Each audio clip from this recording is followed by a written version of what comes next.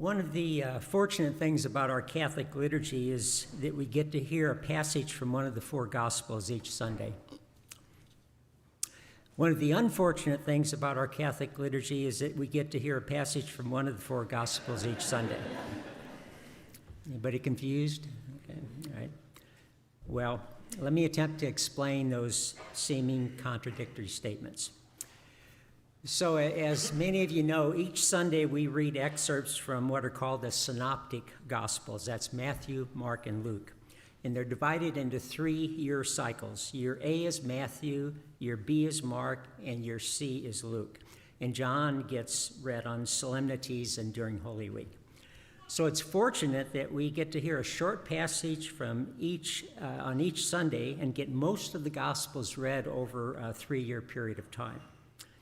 It's unfortunate because that format gives us a short passage that's essentially out of context of the whole gospel being read in that particular year. And the context is important. So let me use today's readings from year B, Mark's gospel, to illustrate that point. Now, the readings for today have a shepherd theme going. In the first reading from Jeremiah, we see the word shepherd 5 times. And who doesn't love the responsorial Psalm 23, the Lord is my shepherd? That's a real showstopper. And so finally, in the gospel passage, we read how Jesus perceived the vast crowd as being like sheep without a shepherd. Can you imagine how many homilies are given about sheep in today's masses across the world? Think a few. So you're probably wondering, what is Deacon Phil going to say about sheep? Well, other than the fact that they're really stinky, smelly animals, I have little more to say about them. If you ever looked at a sheep from the backside, it's not a pretty sight. Okay. Well, it's not entirely true that I don't have something to say about sheep. I appreciate them. I do like merino wool socks, and you got to thank sheep for that. And by the way, when you wash those, you can turn them inside out and put them in the dryer, and then they don't get those little pilly things on them, and they'll last forever. So just, I like to have takeaway from a homily, so that's it. Okay. So I think there is something important to be gleaned from this gospel passage, but it happens after the ending of the one that we just read.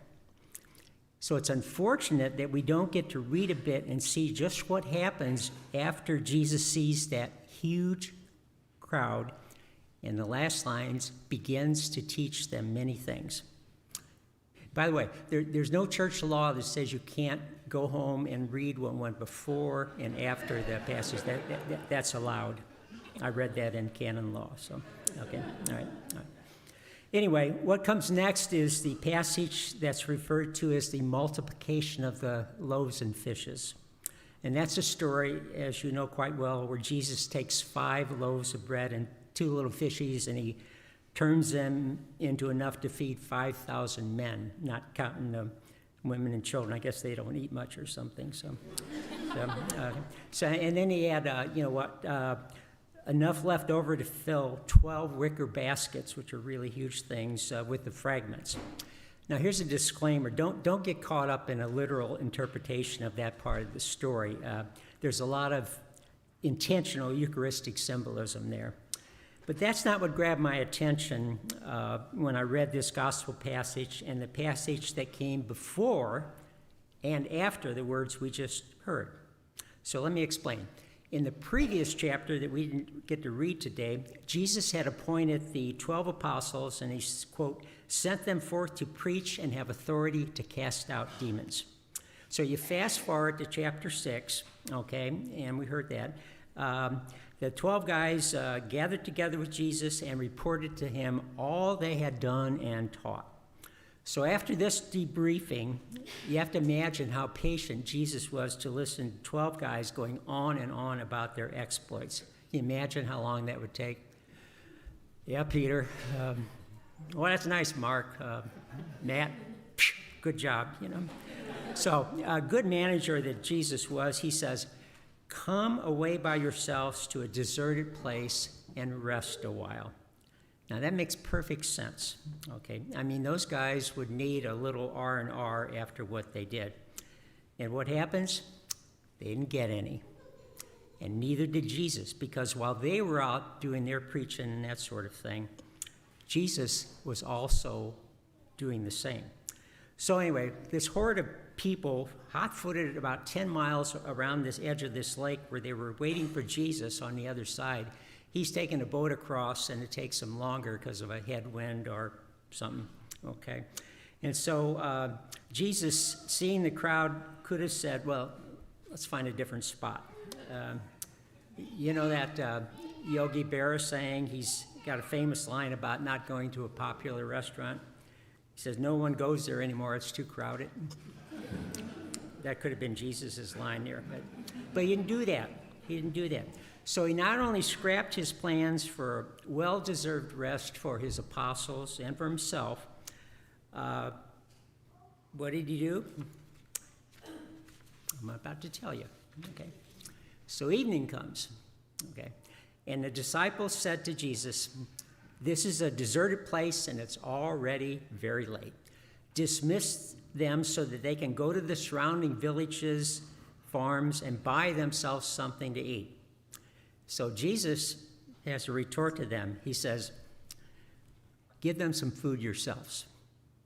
And then comes the loaves and the fishes, okay? So what's the point? The point is that Jesus taught these guys something, not just with his words, but with his actions. No one would have faulted him for telling the crowd that he needed a rest and he'd resume his teaching in the next day or so. No one would criticize him for telling the people that they ought to scrounge around and find some food for themselves. So Jesus taught his disciples the importance of setting your own legitimate needs aside when you see others in need. In this instance, it was the need of the people to have their souls filled with the words he spoke to them and their stomachs filled with the food that he gave them. And can you imagine, seriously, just how exhausted Jesus must have been at this point? Yet he sets his fatigue aside and he gives himself to all of these strangers. And that's pretty impressive. Now, the story of the feeding of the 5,000 is probably a myth, okay? But a myth doesn't mean that it's untrue. It's not historically true in the sense that he magically made all that food for all those people on that particular day in that particular place. Some writers say that the miracle was that Jesus persuaded those who had food to share with those who did not, so that all were fed. That's just somebody's opinion. But whatever the cause, as a myth, the story is true in that it speaks of the immense love and care that God has for all his creatures. As a myth, it's always true anywhere and everywhere that compassion, self-sacrifice, and caring for others are just as real and way more important than a bunch of fish and bread. So portraying an important or universal truth in mythological rather than historical language is really something that's pretty common. You all recall from grade school history, George Washington saying, "Father, I cannot tell a lie. It was I who chopped down the cherry tree." Remember that? Well, that was a myth, you know. That's not historically true. Little George was smart enough not to say that to his dad, okay? But as a myth, okay, it is true because George Washington was an impeccably honest man. And we learn important spiritual values from myths. Honesty in the case of George Washington, and cherry tree, and selfless love in the case of Jesus multiplying the loaves and the fishes. Now, the poet Maya Angelou said this: "I've learned that people will forget what you said. People will forget what you did, but people will never forget how you made them feel." I love those words, but I'd humbly suggest that sometimes you will never forget what someone did if what they did made you feel worthwhile and loved. And I think Maya would agree with that. I like to think that those people in the story of Jesus and the multitude probably forgot some of the things that Jesus taught them on both sides of the lake. But I imagine they would never forget how he extended himself to them and how he tended to their needs. I, like most folks, can be a bit self-centered and focused on my own comfort and my own needs.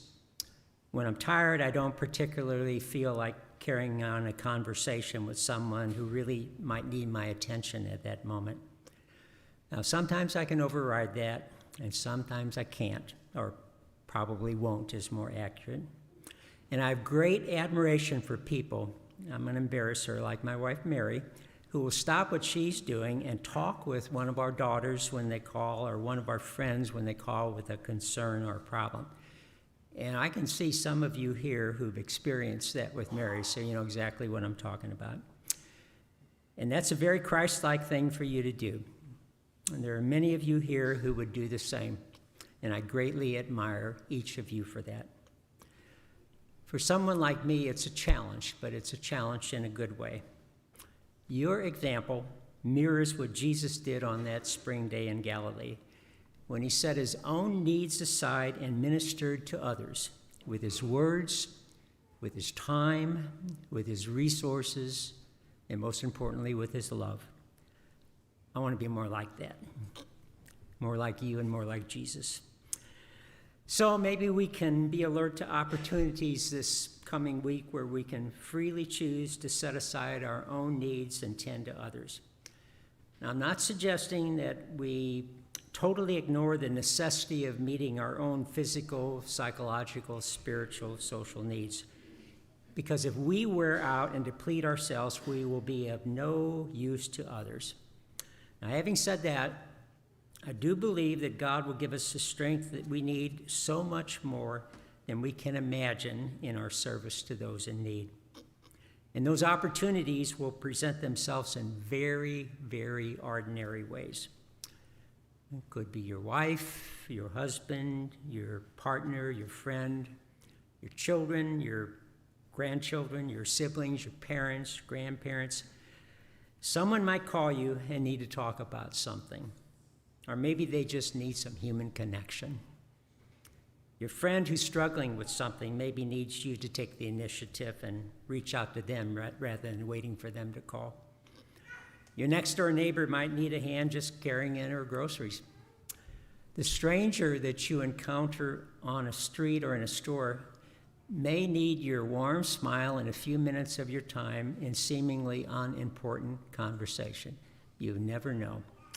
The homeless person that you pass on the street may need a respectful, "Good morning, how you doing?" instead of just passing them by like they don't exist. We can never know how much a few moments of our time might mean to some person. So anyway, back to the sheep.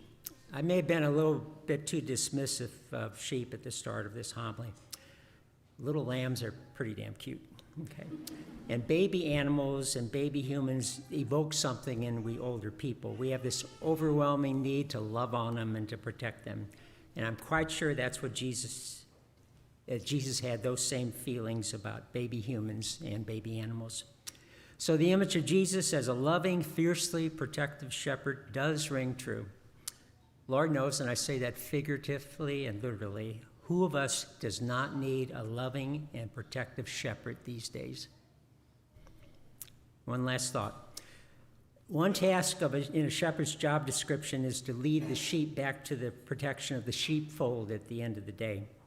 They needed to be shown the way to the sheepfold. And we recall what Jesus said of himself in John 14:6. I am the way. So Jesus is the way. He shows us the way to behave, the way to be with one another, the way to find peace, and the way to find safe haven in a world that can at times be frightening and dangerous. And we'd be dumb as a box of rocks if we refused his invitation to go that way and to follow him.